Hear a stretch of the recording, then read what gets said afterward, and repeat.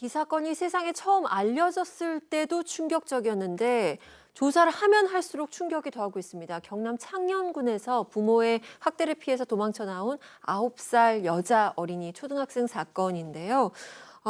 일단은 어떤 부분들이 더 드러났나요? 일단 이 피해 아동이 9살 여자아이입니다. 네. 정말 뭐 때릴 때라고는 뭐 볼 수 없는 정말 그런 아이가 머리에 얼굴엔 멍이 들고 손가락은 불에 좀 지져져서 화상을 입고 걸어가는 것을 이제 한 주민이 발견을 했죠. 그래서 아까 조금 전에 영상 나왔던 것처럼 슈퍼 같은 데서 좀 먹을 것도 좀 사주고 그랬었는데 이제 딱 보니까 아이 상태가 정상이 아니잖아요. 멍 들어 있고 손가락은 이렇고 그러니까 도대체 아버지가 이 손가락을 왜 찢었어? 그랬더니 이 아동의 말이 정말 기가 막힙니다.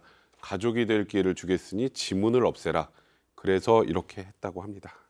저게 무슨 말이죠? 가족이 될 기회를 주겠다. 그러니까 지문을 없애라. 무슨 의미인가요, 교수님? 그거는 제가 볼 때 그 뭐 터무니없는 이야기 같고요.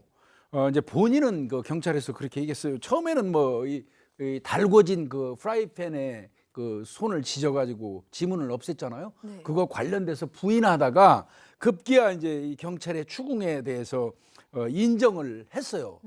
그 인정을 하면서 이제 뭐라고 얘기했냐면 아이가 자꾸 집을 나간다고 얘기를 하더라. 그래서 너 집 나가려면 지문 있으면 집 나가서 다른 사람들한테 발견돼서 다시 집으로 돌아올 수 있으니까 아예 안 돌아오려면 집에 안 돌아오려면 아예 저 지문 없애고 나가라. 그렇게 얘기하면서 그 손을 이른바 찢었다는 그 얘기를 했습니다. 네. 아이고. 이 어린이가 9살이잖아요. 네. 그러면 어느 정도 판단력이 생기는 시기인데 아버지가 이렇게 얘기를 했다. 그리고 이렇게 나갈 거면 지문을 없애고 나가라라고 얘기를 했으면 이 아이가 받았을 충격도 컸을 것 같은데요. 이거는 뭐 엄청나죠. 이 아이가 느꼈을 어떤 충격 같은 거 이런 건데, 근데 이제 이 아이는 굉장히 이제 분리불안이라든지 어떤 그런 부분에서 시달렸을 가능성이 많이 높습니다. 집에서 떠나거나 오히려 나간다는 거를 아이가 얘기했다기보다는요, 집에서 쫓겨날까 봐 두려워하는 아이였을 가능성이 저는 훨씬 높다고 보거든요. 그 이유가 뭐냐면요, 이 어려서부터 어머니하고 떨어져 가지고 친척 집을 전전하면서 아이가 살아왔어요. 네. 그러다가 이제 이 엄마가 이 남성하고 의붓아버지하고 약 4년 전에 이제 결혼하면서 이 집에 와서 살기 시작을 했거든요. 그랬기 때문에 뭐 저 남성이 말하는 것처럼 아이가 능동적으로 집 나간다고 그래서 지문 없애고 나가라고 했다는 말은 제가 볼 때는 그건 거짓일 가능성이 많고요.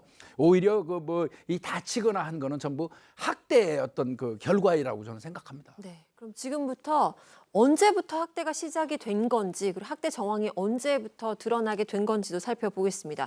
지난달 29일인데요. 혹시 이런 부분들을 숨겼을 가능성도 있지 않을까요? 일단 이 가족이 지금 창녕에서 벌어진 일이잖아요.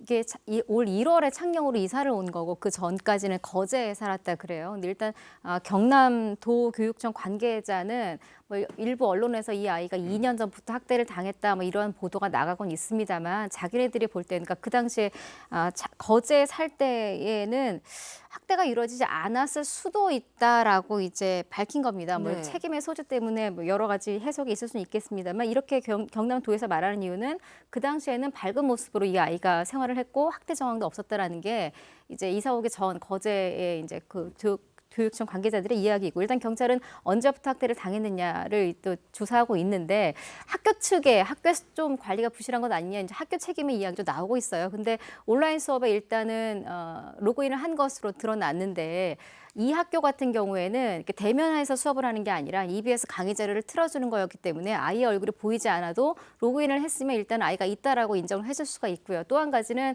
뭐 무슨 학용품이나 뭐나 이게 필요한 꾸러미를 가지고 담임 교사가 직접 이 아이 집에 3차례나 방문을 했다고 합니다. 네. 그럼에도 불구하고 이걸 알아차리지 못한 이유는 일단 친모가 문을 열어줬고 지금 상황이 또 코로나19 상황이잖아요. 친모가 그 담임 교사가 이제 아이를 만나서 이걸 좀 줘야겠습니다라고 하니까 친모가 교사한테 이렇게 말하는 거예요. 지금 집에 갓 태어나서 100일 이제 막 넘은 갓난아기가 있는데 코로나19 감염 우려가 있다. 그러니까 만나지 말고 이제 문 앞에다가 그 학용품 같은 거 두고 가라.